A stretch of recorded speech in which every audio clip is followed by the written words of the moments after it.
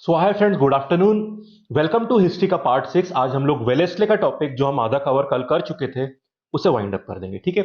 सो Lord Wellesley ने एक बहुत बेहतरीन मास्टर स्ट्रोक सिस्टम बनाया था, सब्सिडरी अलायंस। वो क्या था और उसके अंडर क्या क्या ऑक्यूपाई करा गया, फॉर एग्जाम्पल हैदराबाद एक्सेट्रा, उसकी हम बात कर चुके हैं। आज हम इनकी बस दो वॉर्स की बात करेंगे, वेरी इंपॉर्टेंट वॉर्स, और फिर ये टॉपिक खत्म। ठीक है, कौन सी दो वॉर्स? पहला तो एंग्लो मैसूर वॉर नंबर 4, तो फोर्थ एंग्लो मैसूर वॉर। ठीक है। एंड उसके बाद हम लोग बात करेंगे एंग्लो मराठा की सेकेंड वॉर की। ये दोनों वॉर्स की बात करनी है। आज लगभग 3 ट्रीटीज की बात भी करेंगे which are very very important. Treaties के लिए this chapter, this video is the most important. ठीक है, वो बात करेंगे। और इवेंट्स, काफी टर्न ऑफ इवेंट्स आज होगा इन वॉर्स में, जिसको सिस्टमैटिकली समझना बहुत जरूरी है, वो मैं आपको समझा दूंगा। ठीक है, और फिर वेलेस्ले खत्म हो जाएगा। ठीक है, ओके, तो स्टार्ट करें। चलिए शुरू करते हैं। सो पहले हम बात करेंगे एंग्लो मैसूर वॉर की नंबर 4। Year is 1799। ठीक है। It was a short and decisive war, तो बहुत लंबी नहीं चली थी। तो पहले इसका बिल्डअप देख लेते कि सिचुएशन क्या थी, क्यों ये वॉर हुई। ठीक है, तो fourth Anglo Mysore war, third याद है ना? थर्ड में टीपू सुल्तान हार गए थे और ट्रीटी ऑफ श्रीरंगपट्टनम हुई थी। ठीक है, तो उसमें काफी स्ट्रिक्ट टर्म्स ब्रिटिशर्स ने इंपोज करे थे टीपू सुल्तान के ऊपर। तो वैसी बिल्कुल रिवेंज के मूड में थे, और फिर ये वॉर होती है। ठीक है, तो पहले सिचुएशन समझ लीजिए उस टाइम पे क्या सिचुएशन थी, वॉर क्यों हुई, फिर वॉर की बात कर लेंगे। ओके, चलिए।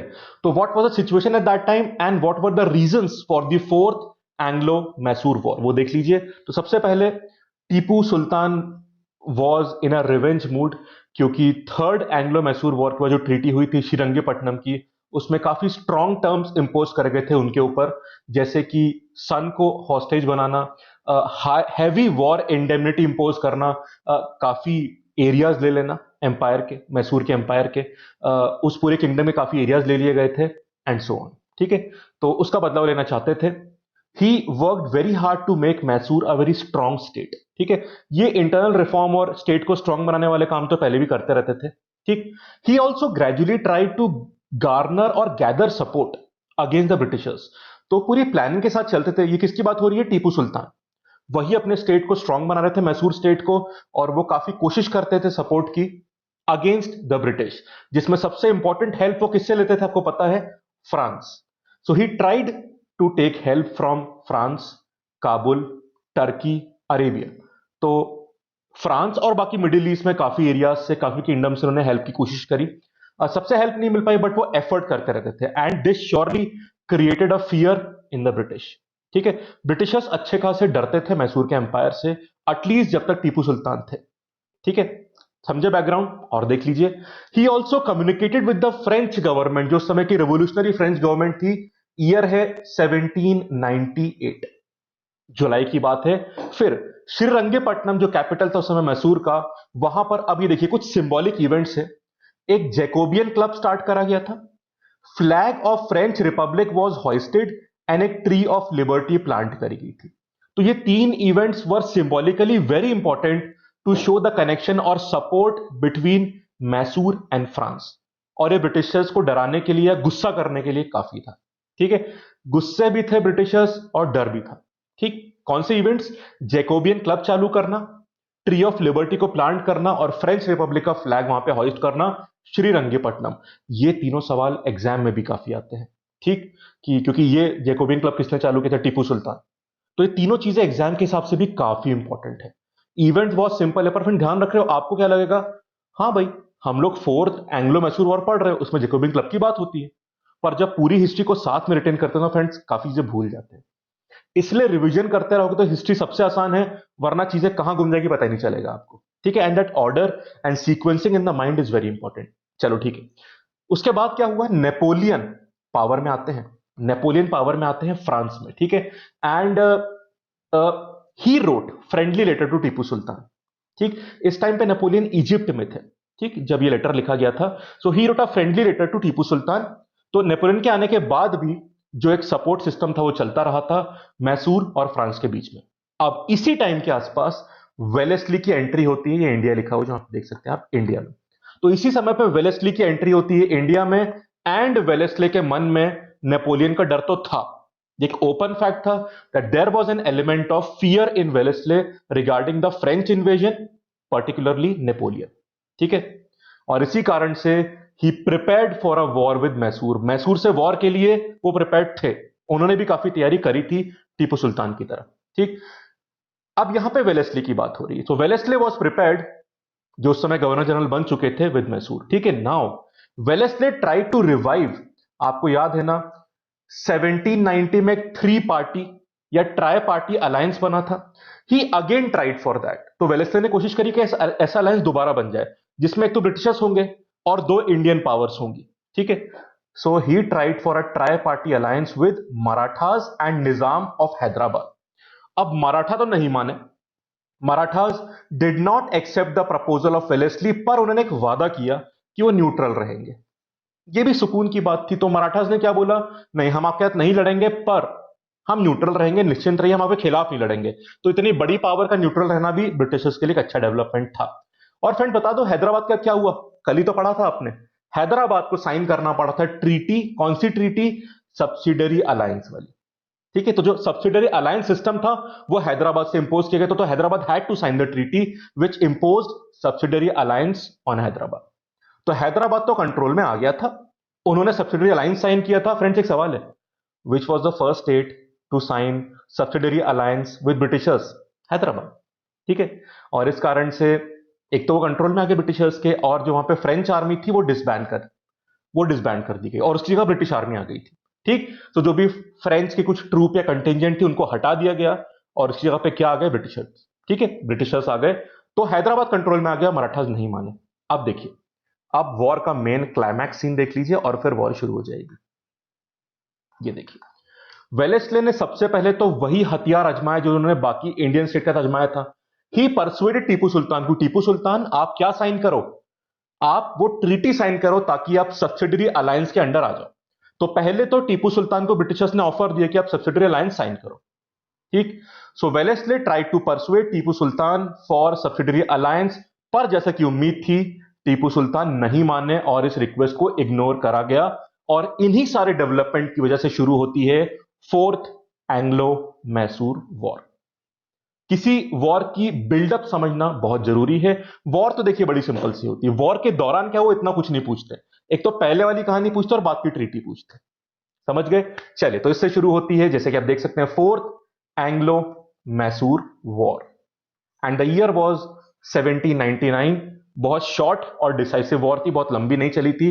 डिसाइसिव इसलिए कि इस वॉर के इंप्लीकेशंस हिस्टोरिकली काफी ज्यादा थे। ठीक है। So it was a short and decisive war. अब यहां पे दो तरफ से ब्रिटिशर्स ने अटैक किया था। बॉम्बे की जो आर्मी है वो जनरल स्टुअर्ट के अंडर थी, उन्होंने इन्वेड किया था मैसूर वेस्ट की साइड से। ठीक है, क्योंकि वो बॉम्बे की तरफ से आ रहे थे, तो वेस्ट की साइड से आई थी बॉम्बे आर्मी ब्रिटिश की अंडर जनरल स्टुअर्ट। स्टुअर्ट का नाम इंपॉर्टेंट होता है, पूछ सकते हैं। ठीक है। सो उन्होंने इन्वेड किया था मैसूर को वेस्ट की साइड से। और मद्रास की जो आर्मी थी ब्रिटिशर्स की, it was led by Arthur Wellesley. Friends, Arthur Wellesley कौन है, भाई है, किसका भाई है, गवर्नर जनरल जो है वेलेस्ली, उनके भाई हैं आर्थर वेलेस्ले। ठीक है। ये आर्मी में मतलब ये हेड कर रहे थे ये मद्रास आर्मी को। ठीक है। तो वेलेस्ले के भाई जो थे, जो गवर्नर जनरल थे, उनके भाई आर्थर वेलेस्ले, उन्होंने मद्रास आर्मी को हेड किया था और उन्होंने काफी मतलब एज आर्मी के मेंबर काफी उन्होंने काम किए थे इस टाइम पे, जो आप अभी आगे देखें। समझ गए। सो आर्थर वेलेस्ले गवर्नर जनरल के भाई थे। ओके।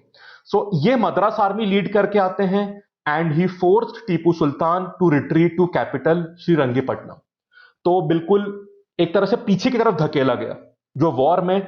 सो एक काफी एग्रेसिवली ब्रिटिश आर्मी जो मद्रास की तरफ से आई थी, Tipu Sultan fought bravely, but उन्होंने पीछे की तरफ आना ही पड़ा and finally he was confined to that capital area और ब्रिटिश आर्मी आगे बढ़ती गई एंड फाइनली दोनों तरफ से अटैक करा गया, वेस्ट से भी और इधर मद्रास आर्मी भी आई। टीपू सुल्तान फॉट ब्रेवली, वो आखिरी तक लड़े। He was fought till his capital Srirangapatnam was captured and he was killed. ठीक है। तो जब तक वो जिंदा थे, मरने से पहले तक वो हिम्मत से लड़ते रहे, but finally he was killed and उनका फोर्ट ऑक्यूपाई कर लिया गया। तो इस तरह से जब तक श्रीरंगपट्टनम जो कैपिटल ब्रिटिश ऑक्यूपाई नहीं करे, टीपू सुल्तान लड़ते रहे till he was alive, but then ultimately he was killed. तो ये रिजल्ट था, ब्रिटिशर्स जीत गए and Tipu Sultan was defeated and killed. This was the end of fourth Anglo Mysore war. और जो पूरा मैसूर का साम्राज्य था, जो उनकी पावर थी, वो भी यहां पे खत्म हो जाती है, क्योंकि इसके बाद क्या होगा, एक पपेट किंग को बिठा देंगे और फिर ब्रिटिशर्स आराम से राज करेंगे। ठीक है, तो पपेट किंग बैठा रहेगा, इतने ब्रेव वॉरियर तो होंगे नहीं उसके बाद। ठीक है, तो इसलिए अब मैसूर वाली प्रॉब्लम यहां पे खत्म हो जाती है। ये भी one of the biggest achievement था वेलेस्ले का, क्योंकि मैसूर का खतरा उन्होंने खत्म किया था। समझ गए? वॉर खत्म होती है, आफ्टर इफेक्ट देख लो थोड़े से। अब देख रहे हो ट्रीटी की यहाँ पे बात ही नहीं उठती, मेन लीडर तो मर गए, उसके बाद पपेट किंग को बिठाएंगे तो ट्रीटी की तो बात ही नहीं उठती यहाँ पे। ठीक, हाँ, अगर जिंदा होते टीपू सुल्तान, जैसे थर्ड वॉर के बाद थे, हारे उसमें भी थे पर मरे नहीं थे, यहाँ पे तो मर गए, तो ट्रीटी की बात नहीं होती यहाँ पे। ओके, सो बाद में क्या हुआ वो देख लीजिए, मतलब post developments of the fourth Anglo Mysore war. So Wellesley ने क्या किया, he restored Hindu rule in central Mysore kingdom. Kingdom बहुत छोटी कर दी गई, जो सेंट्रल पार्ट है वहां पे कृष्ण राजा टू ये हिंदू रूलर्स थे। इसके जो मैं आपको समझाता हूं, ही वॉज इंथ्रोन्ड एट मैसूर। ठीक है, एंड ये कौन थे कृष्ण राजा थ्री, इनके जो डिसेंडेंट थे, जो पूर्वज थे, दे वर द डीथ्रोन्ड हिंदू राजा। तो पहले मैसूर के राजा ये होते थे, इनके डिसेंडेंट्स जिनको डीथ्रोन करा गया हैदर अली के द्वारा, और अब फिर हैदर अली आए, फिर टीपू सुल्तान आए, अब उनको दोबारा किसको लाया गया, कृष्ण राजा थ्री को। ठीक, सो कृष्ण राजा थ्री जिनको अब बनाया गया था यहां पे राजा, उनके जो डिसेंडेंट थे, they were the previous Hindu rulers, उनको डीथ्रोन करा गया था। अब उनकी वापसी हो गई। ठीक है, पपेट तरीके से कोई स्ट्रांगली तो हुई नहीं यहां पे। समझ गया ना कहानी?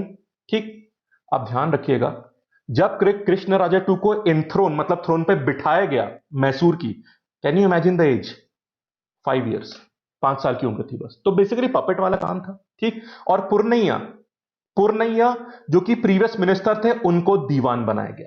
तो काम पुरनैया संभालते थे, फिर कृष्ण राजा थ्री धीरे धीरे बड़े होकर चीजों को संभालने लगे, पर उस समय 5 साल के थे। समझ गए बात? तो बेसिकली इनके डिसेंडेंट हिंदू राजा थे जिनको डीथ्रोन करा गया था, अब दोबारा वहां पे हिंदू रूल को रिस्टोर करा गया और एनथ्रोन करा गया, मतलब थ्रोन पे वापस लाया गया। नाम कृष्ण राजा थ्री। ठीक है, will he be a very strong leader? Obviously not, इनको पपेट की तरह बनाया गया है। बाद वाली कहानी अलग होगी, बट अभी तो कंप्लीटली ब्रिटिश कंट्रोल यहां पे रहेगा। समझ गए बात? और एक बात और, कैपिटल जो श्रीरंगपट्टनम में था उसकी भी शिफ्टिंग ग्रेजुअली हुई यहां पे मैसूर में। तो लगभग 200 सालों के बाद कैपिटल मैसूर शिफ्ट करा गया। ये थे। ठीक है, और ये तो चलो इंटरनली वहां पे नया राजा बिठाना, दीवान बनाना, वो सब बातें हुई। And remaining part of the kingdom was divided between the British and Nizam. ज्यादातर पार्ट ब्रिटिश को मिला। इसमें टेरिटरी के नाम भी आते हैं कि कौन सी टेरिटरी ब्रिटिश को मिली, कौन सी निजाम को मिली, बट उतना डीप में नहीं पूछते। ठीक है, so remaining part of the kingdom जो मैसूर किंगडम था, वो दोनों में बांट दिया गया, ब्रिटिशर्स और निजाम। ठीक है, एक British resident was station at Mysore, नजर रखने के लिए कि सब ठीक चल रहा है नहीं। And Tipu Sultan family was sent to fort of Vellore. ये सवाल भी कई बार आता है, टीपू सुल्तान की family was sent to fort of Vellore. समझ गए आप ये कहानी? बट आप समझ सकते हैं कि पावर काफी कम होगी, जो मैसूर का डर था, एक दबदबा था, वो तब गया। ठीक है, सो दैट इज वाई एक वर्ड इस्तेमाल करते हैं जो मैंने बताया था, fourth Anglo Mysore war short थी बट डिसाइसिव भी थी। अब मैसूर वाला खतरा खत्म और ब्रिटिशर्स का वर्चस्व as a imperialist power proper settle हो चुका था। So this was Anglo Mysore war number 4। अब हम आते हैं मराठास की, जो एंग्लो मराठा वॉर नंबर 2 हुई थी। पर पहले थोड़ा ब्रिटिशर्स स्पेशली वेलेस्ले की रिलेशन समझ लेते हैं मराठास के साथ, ताकि एक बिल्डअप बन जाए कि उस वॉर का बिल्डअप क्या था। समझ गए? ये तो मैसूर वॉर खत्म होती है। अब आते हैं मराठा वाली वॉर पे। वॉर पे आने से पहले थोड़ा उस समय का सिचुएशन समझ लीजिए, फिर हम देख लेते हैं। अब देखिएगा फ्रेंड्स, बहुत सारे लोगों के साथ ये लोग Britishers Wellesley subsidiary alliance sign कर चुके थे। मैसूर खत्म था, मैसूर को तो हरा दिया। अब प्रॉब्लम ये थी कि मराठास कंट्रोल में नहीं आ रहे थे। वो न्यूट्रल रहने का वादा कर रहे थे, पर they were not in control. So Marathas were outside the purview of British, क्योंकि ये लोग सब्सिडरी अलायंस भी साइन नहीं कर रहे थे। अगर वो साइन कर देते तो बात बन जाती, वो साइन कर नहीं रहे थे। ठीक है, अब देखिएगा, उस समय नाना फडणवीस वाज द, मतलब उन्होंने काफी स्ट्रांग लीडरशिप मराठास को दे रखी थी। Nana Phadnavis also had Cornwallis against Tipu Sultan, जो एक 3 पार्टी अलायंस बना था, उसकी बात हो रही है। And he secured part of Mysore territory for Marathas. उस टाइम पे भी जो थर्ड वॉर हुई थी, तब भी एरिया बटा था, उसमें कुछ मिला था मराठास को, तो उन्होंने हेल्प करी। उससे क्या हुआ कि भाई फायदा मराठा को भी तो हुआ ब्रिटिश के अगेंस्ट, कि ब्रिटिशर्स ने ऑक्यूपाई नहीं किया मराठा को। ठीक, बट 1800 में नाना फडणवीस की डेथ हो जाती है, and that is why one of the last great Maratha leaders is no more. ठीक है, सो इस तरह से अब लीडरशिप जो स्ट्रांग थी नाना फडणवीस की, वो खत्म हो चुकी थी, और अब एक वीकनिंग शुरू होती है मराठास की। कैसे? देख लीजिए, Peshwa Bajirao two take over करते हैं, बट ये संभाल नहीं पाए मराठास को। मतलब जो आपस में यूनिटी होनी चाहिए, इंटरनल स्ट्रेंथ होनी चाहिए, मराठास में बहुत सारे, फॉर एग्जाम्पल सिंधियास थे, भोसले थे, एक यूनिटी होनी चाहिए थी सिंधियाज में, भोसलेज में, वो सब नहीं हो पाई। होलकर्स भी थे, ठीक, और आपस में बहुत लड़ाइयां हुई। This fighting between the Maratha leaders prove very destructive and costly. इनकी आपस की लड़ाइयों का ही फायदा उठाया ब्रिटिशर्स ने और इनको ऑक्यूपाई किया। नुकसान सबको हुआ। अगर यूनिटी बनी रहती ना सबकी आपस में, शायद ये लोग बच पाते, पर वो हो नहीं पाया। ठीक है, और आप पूरी सीक्वेंसिंग में देखोगे, इंडियन लीडर्स, राजाओं, नजाम्स, नवाब्स, इन सब की यूनिटी नहीं होने के कारण ब्रिटिशर्स ने काफी फायदा उठाया। ठीक है, समझ गया बात? तो देखो क्या होगा, किस तरह की फाइटिंग की हम बात कर रहे हैं पेशवा बाजीराव टू के आने के बाद, क्या फाइटिंग चल रही थी मराठा लीडर्स के बीच में, वो देख लीजिए। सो जसवंत राव होलकर एंड दौलत Rao Scindia were fighting against each other. इनमें टसल चल रहा था, फाइट चल रही थी, और पेशवा ने एक का सपोर्ट किया दूसरे के खिलाफ। Peshwa Bajirao two supported Scindia against the Holkars, और होलकर के खिलाफ ये दोनों हो गए। कौन हो गए? पेशवा भी और सिंधिया भी।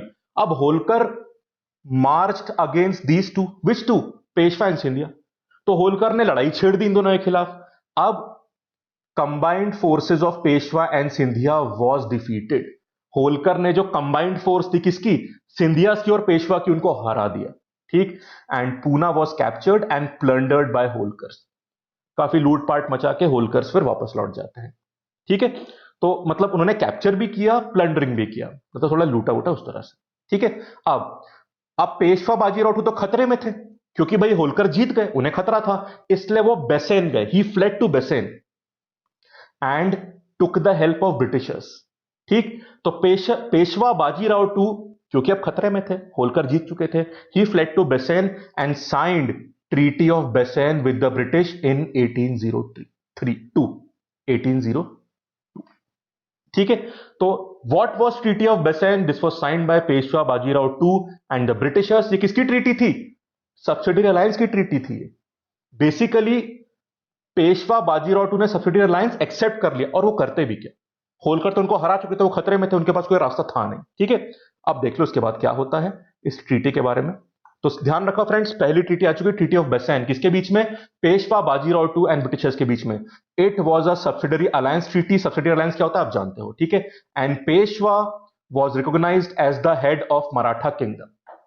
राजा को नहीं हटाते, बस ब्रिटिश ट्रूप वहां पर रहेगा, उन्हें कंट्रोल करेगा, पर राजा वहीं के बने रहेंगे। तो बेसिकली सब्सिडियरी अलायंस साइन हो गया, पेशवा को रिकॉग्नाइज करा गया as the head of Maratha kingdom. Friends, actual या फिर नॉमिनल? नॉमिनल, क्योंकि एक बार आपने सब्सिडियरी ट्रीटी साइन कर लिया, आप राजा तो बने रहोगे, बट कंट्रोल किसका रहेगा? ब्रिटिशर्स का। तो साइन तो कर लिया, आप ऑफिशियली डिक्लेयर भी कर दिए कि आप मराठा के हेड हो, पर कंट्रोल ऑफ ब्रिटिशर्स का रहेगा। आगे देखिए, British troops under Arthur Wellesley march to Poona and restored the Peshwa to his position. तो as per the treaty control तो ब्रिटिशर्स का था, ब्रिटिशर्स ने पूना को वापस दिलवाया, किसको? पेशवा बाजीराव टू को, और उनको वहां पे थ्रोन में बिठवाया। होलकर आर्मी ब्रिटिशर्स के आने से पहले ही, मतलब ब्रिटिशर्स आए, उस वो आर्मी चली गई, होलकर आर्मी। ठीक है, तो यहां पे he was restored in Poona, but nominally, क्योंकि किसी के हेल्प से अपने आप से तो जीते नहीं थे ये। ठीक है, बट प्रॉब्लम क्या है देख लीजिए आप। Foreign policy of Marathas came under the British rule and literally Maratha surrendered their independence. तो जो मराठाओं का वर्चस्व था, एक सरेंडर सा हो गया ट्रीटी ऑफ बेसेन के बाद। उनको पेशवा बाजीराव टू को हेड जरूर बनाया गया, पर वो नॉमिनल हेड थे, बिकॉज काफी चीजें आप जानते हैं सब्सिडरी अलायंस के टर्म्स क्या होते हैं, पिछले वीडियो में समझाया मैंने, अब काम नहीं बन पाता यहां पे। ठीक है, तो एक तरह का सरेंडर हो गया, एंड कहने को हेड बने रहे, but equal to a surrender. समझ गए बात फ्रेंड्स? चलिए, अब क्या होगा देख लीजिए। अब वॉर शुरू होती है, उसका रीजन देखिएगा। अब बात है कि मराठास में पेशवा के अलावा और लोग भी तो आते हैं, सिंधिया आते हैं, भोसले आते हैं, उनको बड़ा बुरा लगा। उनको लगा कि ट्रीटी ऑफ बेसेन एक, मतलब it is a insult to the honour of Maratha. वो बोलते थे कि भाई या तो लड़के मर जाते हैं, ऐसे हेल्प मान के उनके अंडर थोड़ी नहीं रह सकते हम लोग। इस कारण से एक वॉर शुरू थी, जिसको हम बोलते हैं सेकंड एंग्लो मराठा वॉर। तो देख लीजिए, दौलत Rao Scindia and Raghojee Bhosle, they took the Treaty of Besan as insult to the national honor of Maratha, और इस कारण से they united against the British and crossed Narmada. तो वो यूनाइट होकर अगेंस्ट द ब्रिटिश यूनाइट हो चुके थे, पर इस मौके का फायदा उठाया वेलेस्ले ने, और उसने वॉर डिक्लेयर कर दी। So Wellesley declared the war in August 1803। और इस वॉर में ब्रिटिशर्स कन्विंसिंगली जीते थे और भोसले और सिंधिया दोनों हार गए थे। ठीक। आर्थर वेलेस्ले, वेलेस्ले के भाई, ठीक है, ही कैप्चर्ड अहमदनगर इन अगस्त 1803। ठीक है, अहमदनगर अभी महाराष्ट्र में है, ठीक है, मतलब उसी एरिया की बात हो रही है यहां पे। And he defeated combined forces of Scindia and Bhonsle at Assaye near Aurangabad. तो जो ये लोग साथ में थे, सिंधिया और भोसले, इन दोनों की कंबाइंड फोर्स को ब्रिटिशर्स ने हरा दिया औरंगाबाद के पास। तो ब्रिटिशर्स जीत गए एंड आर्थर वेलेस्ले ने अहमदनगर भी कैप्चर किया 1803 में। अब दो बातें ध्यान रखिएगा, हमें वॉर में दो बातें और देखनी है। इस लड़ाई के बाद कहानी रुकी नहीं। ब्रिटिशर्स के दो लोगों ने अलग अलग पीछा किया, सिंधियास का एक तरफ, भोसलेस का एक तरफ, और उनको और हराया, कंप्लीटली हराया। तब वॉर खत्म होकर ट्रीटी साइन होती है। अभी ट्रीटी साइन नहीं हुई, ठीक है। अब देखिए, सबसे पहले हम लोग बात कर लेते हैं भोसले की, कि भोसले की जो आर्मी थी उनको कैसे हराया गया। उनको हराया था आर्थर वेलेस्ले ने। So Arthur Wellesley carries the war into Bhosles territory. उस टेरिटरी में और अंदर जाके भोसलेस को पूरी तरह से हराते हैं।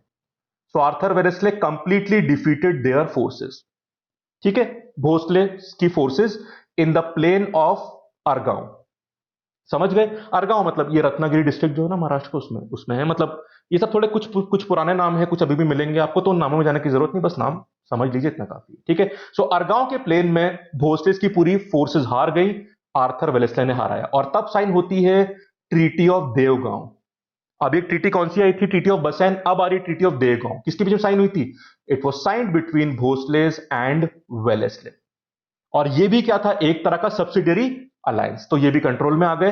Bhonsles had to give up province of Cuttack, जो कि उड़ीसा में थी, बिकॉज ऑफ सब्सिडियरी अलायंस। आप जानते हैं ब्रिटिशर्स अपनी फोर्स मेंटेन करते हैं, उसके अगेंस्ट कुछ पैसा भी लेते हैं और कई बार टेरिटरीज भी लेते हैं। इन्होंने कटक लिया था जो उड़ीसा में था, ठीक है। तो ये कहानी होगी भोसलेस की।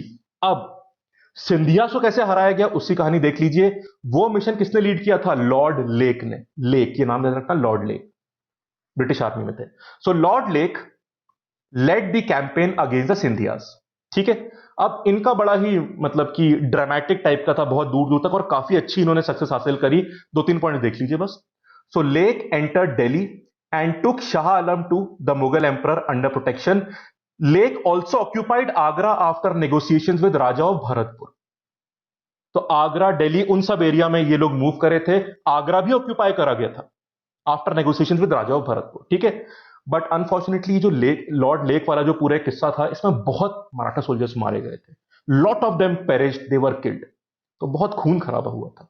So large number of Maratha soldiers were killed in these entire expeditions, ठीक है।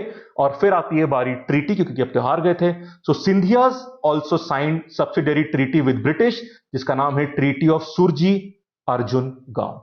ये है तीसरी ट्रीटी। मैं फ्रेंड्स तीनों ट्रीटी दिखा दूं आपको। कहां गया पहला ट्रीटी? ये रहा, ये देखिए। सो ये रहा, ये ट्रीटी ऑफ बेसेन। किसके बीच में? पेशवा बाजीराव टू और ब्रिटिशर्स के बीच में। इसको सरेंडर माना गया था। आगे चलते हैं। फिर सिंधिया और भोसले लड़े ब्रिटिशर्स के खिलाफ पर हार गए। तो भोसले का ट्रीटी कौन सी होती है? कहां गई ये? Treaty of Devgaon. और सिंधियास भी हारे। ट्रीटी कौन सी होती है? ट्रीटी ऑफ सुरजी अर्जुन गांव। तीन treaty, very very important, confuse मत करना आपस में, ठीक है, समझ गए ना। तो ये कहानी थी इन दोनों वॉर्स की। फ्रेंड्स होलकर का हिसाब क्या था इस टाइम पे? होलकर का हिसाब ये था फ्रेंड्स, होलकर्स इन वॉर में पार्टिसिपेट नहीं करे, क्योंकि तो सिंधियास को अपना दुश्मन मानते थे, सिंधियास को एनिमी मानते थे, इसलिए पार्टिसिपेट नहीं करे। एक बात और, वेलेस्ले ने ऑफर दिया था होलकर्स को कि भाई आप सब्सिडरी अलायंस साइन कर दो, बट होलकर्स ने काफी एक्सट्रीम कंडीशंस रखी ब्रिटिशर्स के सामने। तो वेलेस्ले ने वॉर भी डिक्लेयर करी थी होलकर के अगेंस्ट। तो Wellesley declared a war against the Holkars, पर जीत नहीं पाए थे, होलकर्स को नहीं हरा पाए थे, ठीक है। इस वॉर में ब्रिटिशर्स ने काफी ब्लंडर्स भी करे थे, तो होलकर्स को अल्टीमेटली हरा नहीं पाए। ये कहानी इस वॉर के दौरान होलकर्स की थी, ठीक है फ्रेंड्स। तो ये आती है बात वेलेस्ली की।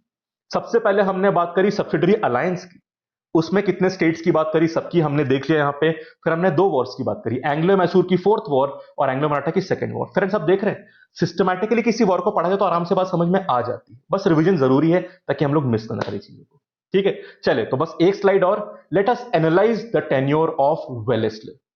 क्या था हिसाब? वैसे आप जानते ही हैं, he did a great job. ये जॉन शोर की तरह न्यूट्रल या नॉन इंटरवेंशनिस्ट नहीं थे, उन्होंने एग्रेशन दिखाया और बहुत सारी एम्पायर बिल्डिंग करी, काफी एरियाज ऑक्यूपाई हुए थे। एक ब्रिटिश पैरामाउंटसी बनी थी। आप जानते हैं सब्सिडी अलायंस का सिस्टम ही ये था कि एक स्टेट प्रोटेक्टेड बन गया और सबके सुप्रीम कौन रहेगा? ब्रिटिश। तो ब्रिटिश पावर को पैरामाउंट या सुप्रीम बनाने में वेलेस्ली ने अच्छा काम किया था, जिसके लिए उन्होंने किसका इस्तेमाल किया था? Subsidiary alliance. काफी मौके भी इन्होंने तलाशे कि भाई कहीं लड़ाई चल रही तो उनके बीच में घुस के एक का साथ दूसरे के खिलाफ दे दिया, आपस में दरार पैदा करी, उनको यूनाइट नहीं होने दिया। पूरी स्ट्रेटेजी अपनाते हुए इस अलायंस ने यूज किया। इसके अलावा मद्रास प्रेसिडेंसी को भी और बिल्डअप करने में काफी बड़ा कंट्रीब्यूशन रहता है इनका, खासकर कर्नाटक और तंजौर वाले एरियाज जिनको सब्सिडरी अलायंस इन्होंने ऑक्यूपाई किया था, उससे मद्रास प्रेसिडेंसी काफी बड़ी बनी थी। And he is also the creator of Agra presidencies, वो आप देख चुके हैं अभी। ठीक है फ्रेंड्स, और ईस्ट इंडिया कंपनी को एक इंपीरियल पावर की तरह स्टैब्लिश करने में वेलेस्ले का सबसे इंपॉर्टेंट रोल था। भाई देखो, लड़के एरिया ऑक्यूपाई करते जा रहे हैं लोग, बिल्कुल, तो it become a imperial power. समझ गए आप? तो इस तरह से कहानी चलती है वेलेस्ले की। This is the entire analysis of Wellesley. यहां पे वेलेस्ले खत्म हो जाता है। नेक्स्ट क्लास में कहानी को आगे बढ़ाएंगे। अगर कंटेंट पसंद आ रहा है फ्रेंड्स तो वीडियो लाइक कर दिया करो और कमेंट जरूर करा करो। कमेंट से इंस्पिरेशन होता है। फीडबैक्स दीजिए, कुछ कमी लग रही है आपको, यू आर मोस्ट वेलकम। ठीक है, और चैनल सब्सक्राइब जरूर कर लेना। Thank you, have a nice day.